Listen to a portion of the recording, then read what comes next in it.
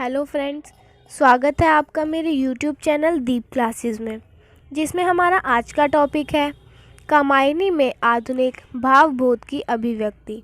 हमारा आज का टॉपिक स्टार्ट करने से पहले अगर आप हमारे यूट्यूब चैनल पर नए हैं या आपने अभी तक हमारे यूट्यूब चैनल को सब्सक्राइब नहीं किया है तो इसे जल्दी से सब्सक्राइब कर लें, जिससे हमारे आने वाले वीडियो के सभी नोटिफिकेशंस आप तक पहुंच सके।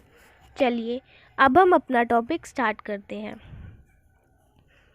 आधुनिकता का संबंध काल से ना होकर जीवन की समस्याओं के प्रति दृष्टि से है। आधुनिक भावबोध वाला साहित्यकार अपने युग के प्रश्नों पर नई दृष्टि से विचार करता है। वह प्राचीन रूढ़ियों, गड़ी सली मान्यताओं, परंपरागत विचारों का तिरस्कार कर नए मार्ग की खोज करता है। अपने चारों ओर की परिस्थितियों और प्रश्नों को पहचानने, समझने तथा उनका समाधान खोजने का ढंग नया होता है। भारतेंदु काल को आचार्य शुक्ल ने आधुनिक काल का प्रथम चरण कहा है, परंतु इस काल में लिखा गया ब्रज भाषा काव्य विषय वस्तु तथा भाषा शिल्प दोनों ही क्षेत्रों में मध्यकालीन हिंदी काव्य रूढ़ियों को ही अपनाता नजर आता है। विषय है भक्ति और श्रृंगार, भाषा है ब्रज भाषा तथा छंद है कवित सवेया आदि।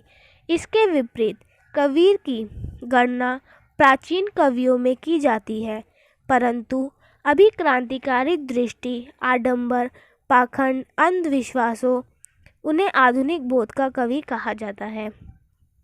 कामायनी का कथानक पौराणिक वैदिक आख्यानों पर आधारित है, परंतु उसमें कवि के निजी भावबोध ने, नारी के प्रति दृष्टि ने, मानव जाति की कल्पना कामना ने, विश्व का मंगल किस पथ पर चलकर हो सकता है, वह नए प्रकार की सौंदर्य चेतना ने उसे आधुनिक जीवन बोध का महाकाव्य बना दिया है।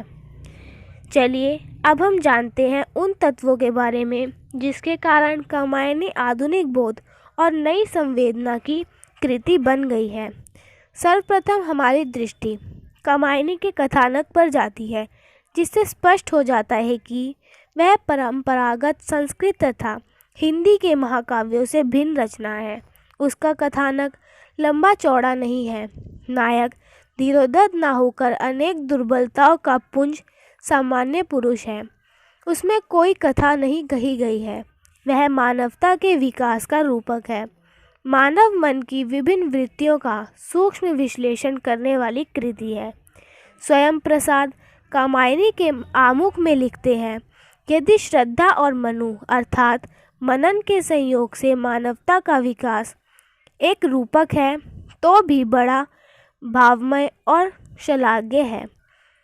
दूसरी नवीनता यह है कि कामायनी के पात्र मनु, श्रद्धा, लज्जा, मानव, आकृति मिलान आदि मनुष्य ना होकर मानव मन की वृत्तियां हैं।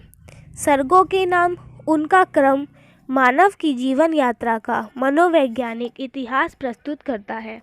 दैव सृष्टि के अतियोगवाद का परिणाम प्रलय इस बात का संकेत है कि सामंती सभ्यता का अंत होने के बाद पूंजीवादी युग आरंभ होगा, और विश्व का इतिहास इसी तथ्य को रेखांकित कर रहा है। कामायनी के पात्रों और चरित्र चित्रण में भी कवि की दृष्टि नए भावबोध की परिचायक है। उसके पात्र मनुष्य नहीं, मानव मन की वृत्तियां हैं। मनु और श्रद्धा को छोड़कर सभी पात्र मानव मनोवृत्तियों का प्रतीक है। मनु वैवस्य मनु नहीं है। वह आज के पुरुष प्रधान समाज के पुरुष है और उनमें वह सभी दुर्गुण और दुर्बलताएं पाई जाती हैं जो सामंती पूंजीवादी समाज के पुरुषों में प्राय होती है। वह वैभव भोगने के बाद विभिन्न होने वाली पुरुषों की तरह चिंतामग्न है। वह ईर्ष्यालु है, पत्नी के साथ विश्वासघात करने वाला है। राक्षसी वृत्तियां उस पर हावी हो जाती है।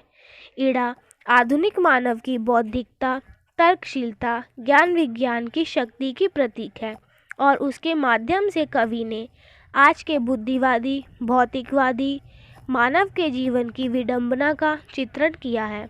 कवि का कथन है, सिर चढ़ी रही पाया ना हृदय। इसके स्वरूप का वर्णन आज के मानव की सोच और आचरण का संकेत करता है। कामायनी के मनु की चिंता, अवसाद, निराशा आज के मानव की मनोदशा का चरित्र प्रस्तुत करते हैं, तो इडा सर्ग में चित्रित समाज तथा काम की भविष्यवाणी मानव जाति के अंधकारपूर्ण भविष्य की चेतावनी देती है।